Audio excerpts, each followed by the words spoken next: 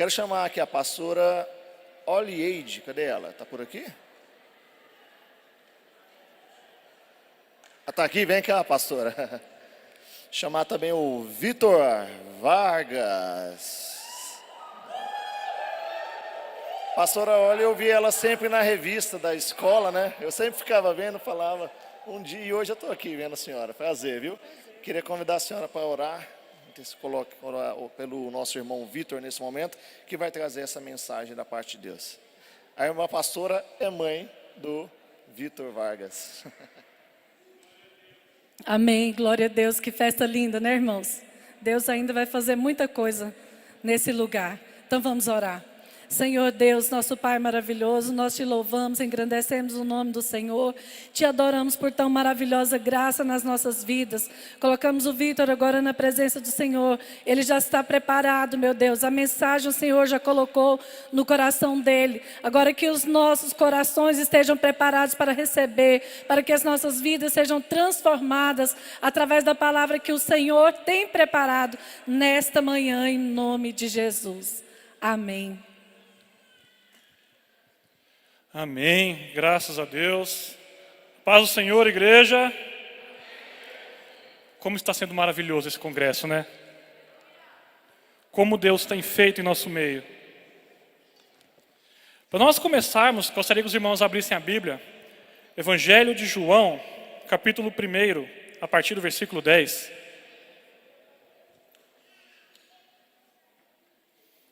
João, capítulo 1, a partir do versículo 10. Amém? O Verbo estava no mundo. O mundo foi feito por meio dele, mas o mundo não o conheceu. Veio para o que era seu, e os seus não o receberam. Mas a todos quanto receberam, deu-lhes o poder de serem feitos filhos de Deus, a saber, aos que creem no seu nome, os quais não nasceram do sangue, nem da vontade da carne, nem da vontade do homem, mas de Deus.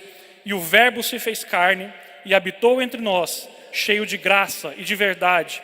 E vimos a sua glória, glória como do unigênito do Pai. João dá testemunho a respeito dele e exclama: este é aquele de quem eu dizia, ele vem depois de mim, mas é mais importante do que eu, pois já existia antes de mim. Porque todos nós temos recebido da sua plenitude, e graça sobre graça. Porque a lei foi dada por meio de Moisés, a graça e a verdade vieram por meio de Jesus Cristo.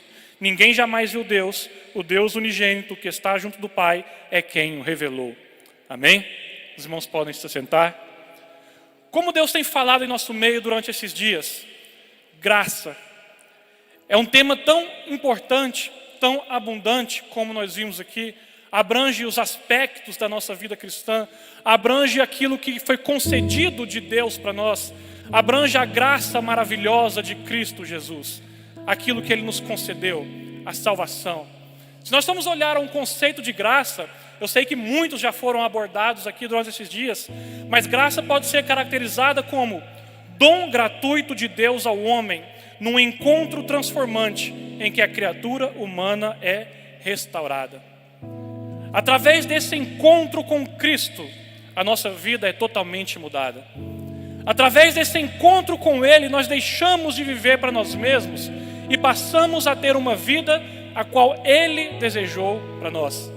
Uma vida que Ele projetou para nós. Uma vida que é conforme a sua vontade e não conforme a nossa própria vontade. Nós somos restaurados porque nós abrimos mão daquilo que é nosso e aceitamos aquilo que vem de Deus, aceitamos aquilo que vem de Cristo. Então o importante para nós começarmos a falar aqui hoje é nós entendermos de onde ela vem, que é unicamente dele, é unicamente de Cristo. Aqui em João, voltando um pouquinho dessa leitura que nós fizemos, no versículo 4 diz: a vida estava nele e a vida era a luz dos homens. A luz resplandece nas trevas, e as trevas não prevalecem contra ela. Ele é a essência da própria vida. Ele é a luz que veio ao mundo. Ele veio para nos iluminar. Aqui em João 8,12 diz: eu sou a luz do mundo, quem me segue não andará nas trevas, pelo contrário, terá a luz da vida. O mundo precisava de uma direção, o mundo precisava de um caminho a seguir, e Cristo veio iluminando o mundo, Cristo veio mostrando o caminho a ser seguido. Ele veio revelando essa graça, Ele veio revelando o maravilhoso poder, o amor dEle por nós. E como diz aqui, a luz resplandece nas trevas, e as trevas não prevaleceram contra ela. Olha como a palavra nos coloca, a luz resplandece, ou seja, a luz ainda brilha sobre as trevas. A luz ainda é viva sobre as trevas, e as trevas não prevaleceram. As trevas não têm poder nenhum contra a luz. Uma vez que Cristo pisou aqui na terra, o mundo se transformou. Nós deixamos de ser quem nós éramos e passamos a entender e a viver essa graça que Ele nos revelou através do sacrifício dEle, através da morte. Ele sofreu um castigo que não era dEle. Vocês pensam a importância disso? Quando nós pensamos que o próprio Deus esteve aqui na terra, sofreu um castigo que não era dele, para que eu e você pudéssemos estar aqui hoje, para que nós tivéssemos acesso à salvação, para que a graça dele nos alcançasse, foi necessário que ele se entregasse. Foi necessário que ele abrisse mão da sua glória, vivesse no meio da humanidade, fosse castigado, humilhado, para que nós pudéssemos ter acesso à salvação. Quando nós passamos a entender isso, não tem como nós não amá-lo, nós não amarmos a Deus. Não tem como nós não sermos gratos por tudo aquilo que Ele nos fez. Ele é a revelação do amor. A presença de Cristo, a obra de Cristo aqui, é a própria revelação do amor de Deus por nós. O versículo tão conhecido por todos, João 3,16. Porque Deus amou o mundo de tal maneira que deu o seu Filho unigênito, para que todo aquele que nele crê não pereça, mas tenha vida eterna. Às vezes a gente fala esse versículo tão de cabeça, a gente fala ele rápido e não medita nas palavras que ele nos traz, não medita no ensinamento que esse versículo nos traz. Olha como ele diz, amou o mundo de tal maneira, um amor inexprimível, um amor que não tem medidas, é o amor de Deus por nós. E Ele usou de um método para mostrar esse amor. Ele usou de um método para que nós pudéssemos ser salvos. Ele usou de um método para trazer esse amor ao mundo, que é dando o seu Filho unigênito. O método como Deus revelou o amor dele por nós foi entregando o seu Filho, entregando com um propósito, para que todo aquele que nele crê não pereça, mas tenha vida eterna. A vinda de Cristo aqui não foi algo em vão. A vinda de Cristo aqui, o sacrifício de Cristo, não foi algo meramente à toa, mas foi com um propósito, para que todo aquele que nele crê não pereça, mas tenha vida eterna. O amor de Deus por nós, revelado em Cristo, nos deu a oportunidade de ter a vida eterna, nos deu a oportunidade de alcançar a salvação, nos deu a oportunidade de nos aproximarmos mais de Deus, nos deu a oportunidade de viver essa graça tão maravilhosa que nós temos aprendido aqui nesses dias, de vivermos na presença de Deus, de desfrutarmos disso aqui que nós temos vivido. Eu até falei para o pessoal antes de começar, tal do crente é bicho doido. Pega um feriado de carnaval, um feriado que podia estar todo mundo descansando, e vem passar dias na presença de Deus.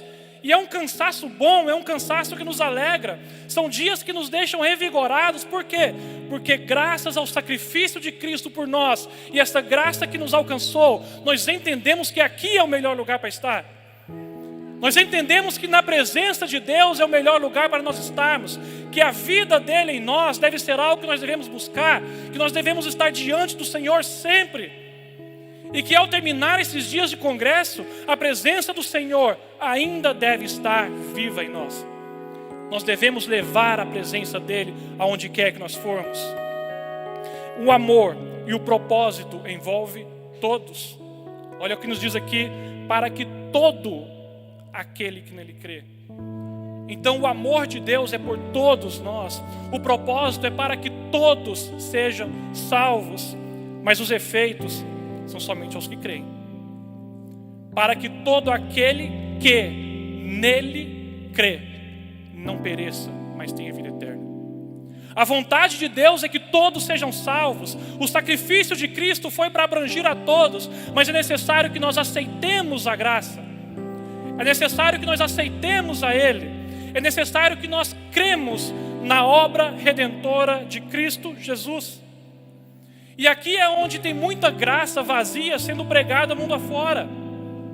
Uma graça que prega somente um amor que abrange tudo, mas que não requer a nossa ação de aceitar a Ele, a nossa ação de viver para Deus, a nossa ação de viver conforme Ele espera de nós. Eu costumo até dizer que é a nova teologia da prosperidade. Enquanto que antigamente a teologia da prosperidade era só em questão financeira, hoje a teologia da prosperidade ela envolve o emocional, envolve o sentimental. Você pode vir do jeito que você quer, permaneça do jeito que você quer. Deus te aceita de qualquer maneira. Deus te aceita do jeito que você é. Ele te amou, morreu para que você fosse salvo. Isso é uma graça vazia que tem sido pregada. É uma graça que não envolve mudança. Como nós vimos aqui nesse pensamento inicial, é um encontro transformante entre a criatura e Deus, em que a criatura humana é restaurada. Então, quando essa graça nos alcança, quando a presença dele nos alcança, nós somos restaurados, nós somos transformados para viver a vida dele em nós. Se eu pecava antes, eu não vou querer pecar mais. Se eu tinha uma vida depravada antes, eu não vou querer mais essa vida, porque eu passo a entender o amor de Deus por mim. E eu passo a querer viver unicamente esse amor. Eu passo a querer me entregar a Ele cada vez mais. Eu passo a querer sentir a presença dEle cada vez mais. Porque quanto maior é a presença de Deus na minha vida, mais eu quero essa presença. Quanto mais eu sinto Deus, mais eu quero sentir.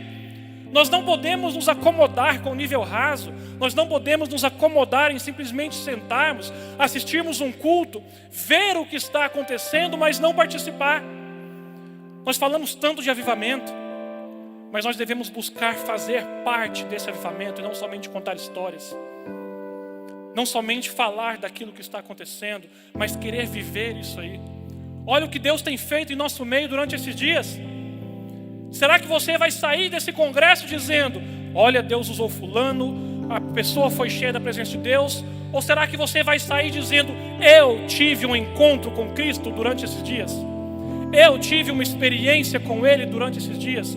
Nós precisamos nos entregar, nós precisamos viver, nós precisamos desejar, nós precisamos querer a presença de Deus. É necessário buscar, é necessário ir atrás. O amor sacrificial, esse amor incondicional e esse amor que para muitos é incompreensível. Esse amor que muitos não entendem o que é esse amor de Deus. 1 Coríntios, capítulo 1, versículo 18. Certamente a palavra da cruz é loucura para os que se perdem, mas para nós que somos salvos, ela é poder de Deus. Para o mundo ver o que nós estamos fazendo aqui, para o mundo abrir mão das suas vontades para viver a vontade de Deus é loucura, porque não entendem. Mas para nós que enxergamos a salvação, enxergamos em Cristo a obra redentora, a graça, aquilo que Ele nos proporcionou, nós sabemos que é o poder de Deus revelado, nós sabemos que nós temos acesso ao Pai, então nós vamos atrás, nós buscamos porque nós queremos. O mundo tem dificuldade de aceitar esse amor porque o mundo não conhece o que é amor. O mundo não entende o que é amor porque o mundo não vivenciou esse amor de Deus ainda. Aqui em 1 João onde nós lemos, versículos 10 e 11. O verbo estava no mundo. O mundo foi feito por meio dele, mas o mundo não conheceu. Meus irmãos, olha o que isso aqui nos diz. Ele estava no mundo. O próprio Criador estava no mundo. O mundo foi feito por meio dele, mas o mundo não conheceu. Estavam frente a frente com o Criador, frente a frente com aquele que proporcionou vida, frente a frente com a luz do mundo, mas o mundo não o reconheceu. Foram incapazes de viver esse amor, foram incapazes de reconhecer em Cristo o Salvador. Veio para o que era seus, mas os seus não receberam. E sabe o que é pior? Hoje em dia, muitos têm ouvido sobre o amor, têm experimentado esse amor, sabem o que é esse amor, mas têm largado mão desse amor por coisas supérfluas. Têm aberto mão daquilo que Cristo tem proporcionado, simplesmente para viver uma vontade carnal, para viver um desejo. Têm aberto mão da graça. Quando eu passo a entender isso aqui, às vezes a gente fica pensando, nossa, mas como que eles naquele tempo não perceberam que Jesus era Jesus? Mas eu trago para os nossos dias de hoje e digo, como ainda tem gente que não enxerga o amor de Deus? O mundo não conhece o amor. Nós temos essa responsabilidade de levar aqueles que ainda não entendem. Nós temos essa responsabilidade de viver o amor e de transmitir esse amor, de transmitir a presença de Deus a todos que ainda não o conhecem. E aí é onde nós devemos ter em mente a plena convicção da nossa fé. De onde vem a graça? De Jesus. Mas eu quero fazer uma pergunta para você. Quem é Jesus? Você pode me dar inúmeras respostas que vêm na Bíblia, respostas padrão. É o Filho de Deus, é o que morreu na cruz, é o que me deu a salvação, assim como nós estamos falando. Mas eu quero que você pense nessa pergunta que eu estou fazendo para você agora, de forma mais íntima, de forma mais individual. Quem é Jesus na sua vida? O que Jesus representa para você? Quando nós entendemos que a graça nos alcança, nós entendemos que Cristo fez uma obra individual em cada um de nós. Para alguns, Jesus é aquele que o livrou do vício. Para alguns, Jesus é aquele que o livrou da pornografia. Para alguns, Jesus é aquele que o fez permanecer na sua casa. Às vezes você pode pensar, mas eu cresci a vida inteira na casa de Deus, nunca me desviei. Então na sua vida, Jesus é aquele que te manteve de pé. Todos nós temos uma experiência com Cristo e nós devemos buscar para entender o que Ele fez em mim. Onde você estaria hoje, agora, nessa manhã, terça-feira de feriado, se não fosse Jesus na sua vida? Se você não tivesse se encontrado com Ele, se Ele não tivesse transformado a sua vida, se Ele não tivesse te colocado de pé, onde você estaria? Será que você já parou para pensar sobre isso? Se hoje nós estamos aqui, é porque a graça nos alcançou, é porque Ele nos salvou. Nós devemos entender isso e buscar cada dia mais, e viver cada dia mais. Só é possível entender o que Ele representa, porque Ele mesmo nos garante isso. Os próximos versículos 12 e 13. Mas a todos quanto receberam, deu-lhes o poder de serem feitos filhos de Deus, a saber, os que creem no seu nome. Ele veio para o que era seu, mas os seus não receberam. Mas, esse mas aqui muda tudo. Enquanto o mundo não recebeu, ele diz que a todos quanto receberem, deu-lhes o poder de serem feitos filhos de Deus. Então, se o mundo não aceita, você deve aceitar. Se o mundo não reconhece, você deve reconhecer. Todos aqueles que reconhecerem a autoridade de Cristo, a obra redentora dele, crerem na sua vida, crerem no que Ele nos deu, e se entregar e mudar, e serem transformados, vocês serão chamados filhos de Deus. Isso é aberto para todos, está disponível para todos. Basta crer, basta viver, basta se entregar, basta ir atrás desse Salvador, os quais não nasceram do sangue, nem da vontade da carne, nem da vontade do homem, mas de Deus. É da vontade de Deus que nós vivamos para Ele. É da vontade de Deus que nós sejamos seus filhos. É da vontade de Deus que nós nos entreguemos a Ele. Nós devemos buscar isto cada vez mais. É através da graça que o plano de Deus é revelado.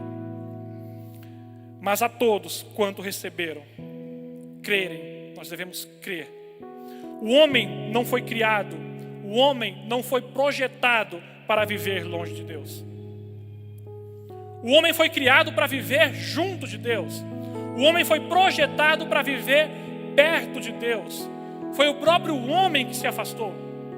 Fomos nós que nos afastamos de Deus, mas o projeto de Deus é que nós estejamos com Ele sempre. Se nós formos olhar lá no início, lá no Éden, foi criado um local para que o homem vivesse, foi projetado um local para que o homem vivesse. E nesse local o homem vivia juntamente com Deus, Deus se encontrava ali diariamente. Mas o pecado fez a separação. O pecado afastou o homem de Deus. E é aqui que nós devemos entender um pouco sobre propósito. Qual o propósito de Deus na nossa vida? Se Deus nos criou para viver próximos dEle, se Deus nos criou para ser filhos dEle, então qual é o propósito que Ele tem para cada um de nós? Como eu vou enxergar esse propósito? O jovem, às vezes, naquela fase do dilema, tem aquela dificuldade, mas qual é o propósito de Deus para mim? O que Deus quer que eu faça? Como Ele quer que eu haja? Como o Senhor quer que eu trabalhe? Mas sabe qual é o segredo? Creia no Senhor. Viva a palavra dEle, se entregue a Ele, que o propósito dEle vai ser revelado na sua vida dia a dia.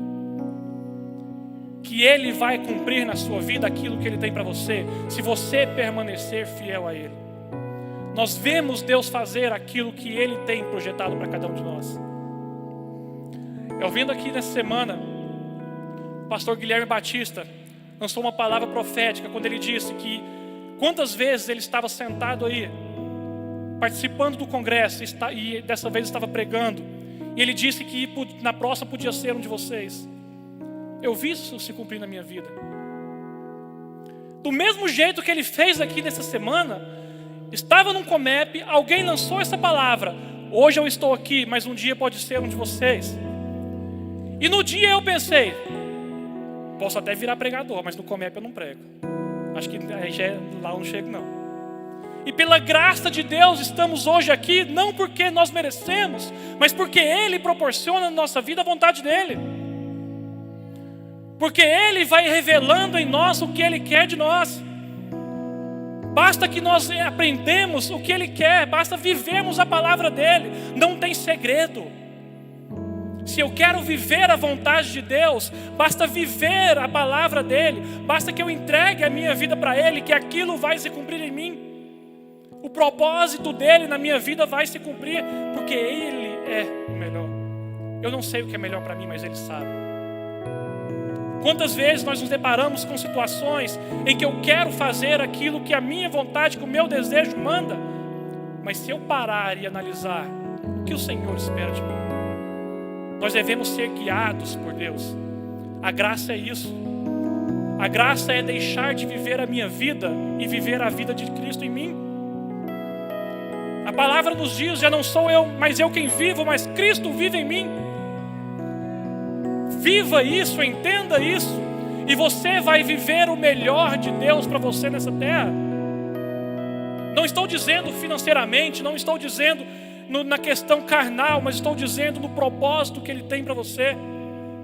Deus te projetou para algo, se você tentar fazer diferente daquilo, você vai estar diferente do seu propósito. Eu costumo até fazer uma analogia besta sobre isso, mas que nos ajuda a entender. É a mesma coisa de você pegar uma Ferrari e colocar para ser puxada por cavalos. Ela foi projetada para ser um carro esportivo, veloz, mas se eu tirar ela do propósito para o qual ela foi feita, eu estou tirando todo o potencial dela. Cristo te projetou com algo, Cristo planejou algo para a sua vida, mas se você sair desse propósito, você vai estar perdendo o potencial daquilo que Cristo tem para você. Você vai estar abrindo mão do potencial para o qual Ele te criou. Entender a graça é viver o que Ele tem para mim de forma incondicional. É não querer viver a minha vontade, mas é alinhar com a vontade de Deus. É alinhar com aquilo que Ele tem para cada um de nós. Através da graça, o plano de salvação está completo em Cristo. Em João capítulo 1, versículo 15. João dá testemunho a respeito dele e exclama: este é aquele de quem eu dizia, ele vem depois de mim, mas é mais importante do que eu, pois já existia antes de mim. Meu irmão, imagine isso aqui. João fala, vocês sabem aquele que eu falar para vocês? Aqui. Vocês sabem aquele que eu anunciava a vocês que viria? Está aqui. Finalmente Cristo estava ali, finalmente Cristo estava na terra, eles estavam frente a frente com Deus. A obra de Deus estava se consumando em Cristo, a obra redentora, porque todos nós temos recebido da sua plenitude, graça sobre graça, porque a lei foi dada por meio de Moisés, e a graça e a verdade vieram por meio de Jesus Cristo. É nele que a obra se consuma, é nele que o plano de salvação é consumado, é através dele que nós temos acesso ao Pai. Depois que Jesus passou pela terra, nada mais foi o mesmo. Eu costumo até brincar, até quem é ateu tem que falar que nós estamos no ano 2023 depois de Cristo. Mesmo quem não acredita em Deus tem que falar o calendário dividido em antes e depois de Cristo.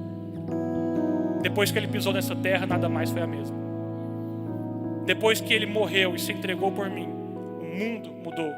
A luz esteve na terra. Deus esteve entre nós. E nós alcançamos o acesso à salvação. Nós temos acesso à graça. Nós podemos viver aquilo que ele tem planejado por nós. Mas como isso aconteceu? O que isso significa?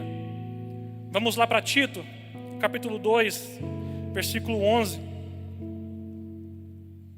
Porque a graça de Deus se manifestou, trazendo salvação a todos.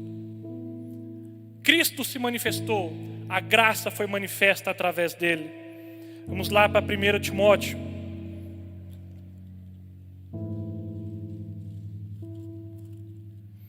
Capítulo 3, versículo 16.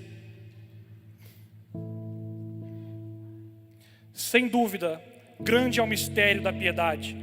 Aquele que foi manifesto na carne, foi justificado em espírito, visto pelos anjos, pregado entre os gentios, crido no mundo, recebido na glória. Essa é a obra de redentora de Cristo.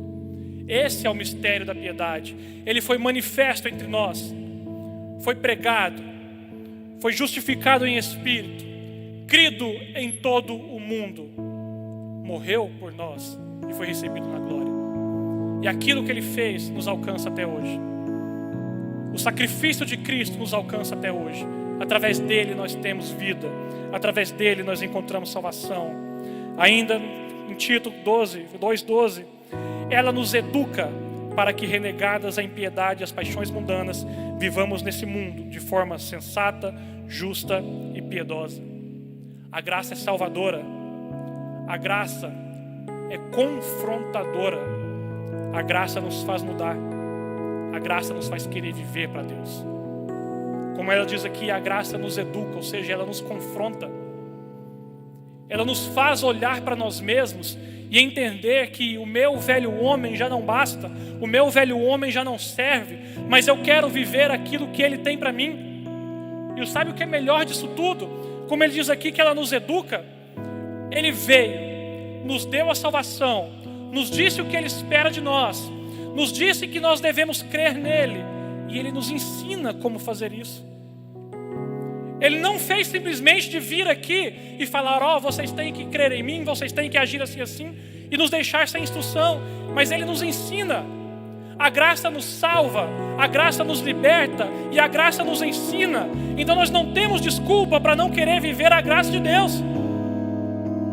Nós não temos desculpa para querer viver longe dele, porque se nós quisermos, se nós buscarmos, ela nos ensinará, ela nos educará, ela nos ajudará a viver a vontade de Deus. Nós estaremos na plenitude da sua vontade. Ele deu a si mesmo por nós, a fim de nos redimir de toda iniquidade e purificar para si mesmo um povo exclusivamente seu, dedicado à prática de boas obras. Esse versículo aqui eu achei ele muito bom. Por quê? Ele deu a si mesmo a fim de, novamente um propósito. Ele se entregou, se sacrificou por nós, a fim de redimir de toda iniquidade e purificar para si mesmo um povo exclusivamente seu. Vamos voltar lá para 1 João. O verbo estava no mundo, o mundo foi feito por meio dele, mas o mundo não o conheceu.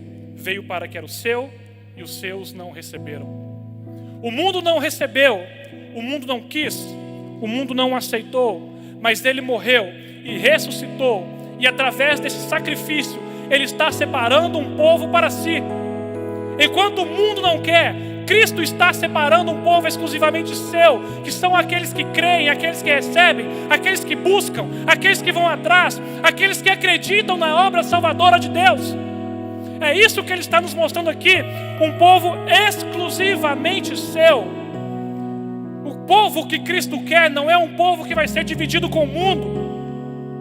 O povo que Cristo quer não é um povo que vai dividir a sua devoção, mas é um povo somente dele. É um povo exclusivamente para Ele. Nós devemos crer, nós devemos buscar, nós devemos viver aquilo que Ele tem para nós.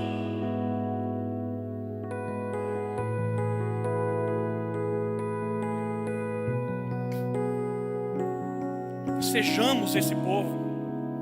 Busquemos a vontade de Deus. Amazing Grace, como está nas nossas camisetas. Maravilhosa graça. A graça é maravilhosa porque nos permite encontrar a Cristo. A graça é maravilhosa porque nos dá acesso a Ele, nos dá acesso ao Pai, nos dá acesso à salvação. A graça é maravilhosa porque ela é salvadora e não condenadora. A graça não veio para condenar, a graça veio para salvar, ela veio para nos tirar da perdição. A condenação está sobre aqueles que rejeitam a graça. A graça veio para nos salvar, nós já estávamos perdidos. O mundo já estava perdido.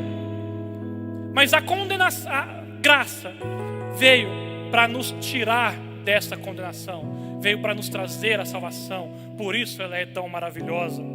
A graça é maravilhosa porque ela é a representação do amor de Deus. Ela foi manifestada, o amor de Deus foi manifestado na terra através da vida de Cristo, através dessa graça.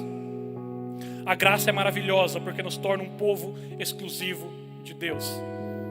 Assim como Cristo está separando um povo para si, nós devemos ir atrás, correr, buscar para sermos esse povo. A graça é maravilhosa porque nos permite viver o propósito de Deus, porque nos permite viver aquilo que Ele tem preparado para nós. Por fim, em Isaías 57:18, tenho visto os caminhos do meu povo, mas vou curá-lo. Também o guiarei e tornarei a dar consolação a ele e aos seus pranteadores. Olha o que ele diz aqui para nós nesse momento. Tenho visto os caminhos do meu povo, mas vou curá-lo. O inimigo tem aprisionado muitas pessoas. O inimigo tem aprisionado muitos em seus pecados. E o maior engano que o inimigo tem colocado na mente dos jovens hoje em dia é: eu pequei, quem sou eu para orar? Eu pequei, como eu vou me aproximar de Deus? Eu pequei, como eu vou orar sendo que eu pequei? E o que nós devemos entender, e o que a palavra nos diz aqui é: tenho visto os caminhos do meu povo, mas vou curá-lo. A graça nos perdoa, a graça nos cura, a graça nos transforma. Não há o que você faça que Cristo já não conheça. Não há o que você faça que Ele já não conheça o íntimo do seu coração. Como nós mencionamos lá no início, no Éden, o homem pecou e se escondeu de Deus. Mas Deus veio perguntando: onde você está? Deus já sabia o que tinha acontecido. Deus queria buscar de volta. Se nós pecamos, nós devemos voltar a Deus imediatamente, porque Ele é poderoso para curar e transformar os nossos caminhos. A graça não te permite permanecer no caminho do pecado, mas ela te permite abandonar, ser curado, ser perdoado, para ter acesso ao Pai. Você tem que entender, buscar e se entregar. Não sei como você está aqui hoje. Às vezes, quando eu perguntei quem é Jesus na sua vida, no início dessa palavra, você não soube responder. Porque às vezes você ainda não teve uma experiência com Ele. Às vezes você está vivendo esses dias de congresso, mas ainda sabe que há algo que precisa ser mudado. Ainda sabe que há algo que precisa ser transformado. E a você eu digo: Deus conhece seus caminhos e vai curá-lo. Entregue-se a Ele. Viva a presença dEle, que Ele vai curá-lo, que Ele vai transformá-lo. Voltando ao nosso conceito inicial, uma vez que você se encontra com Cristo, você nunca mais vai ser o mesmo. Assim como a humanidade não foi mais a mesma depois que Cristo pisou na terra, você não vai ser mais o mesmo depois que você se encontrar com Cristo. Busque, creia, viva a palavra de Deus, que Ele vai fazer o melhor na sua vida.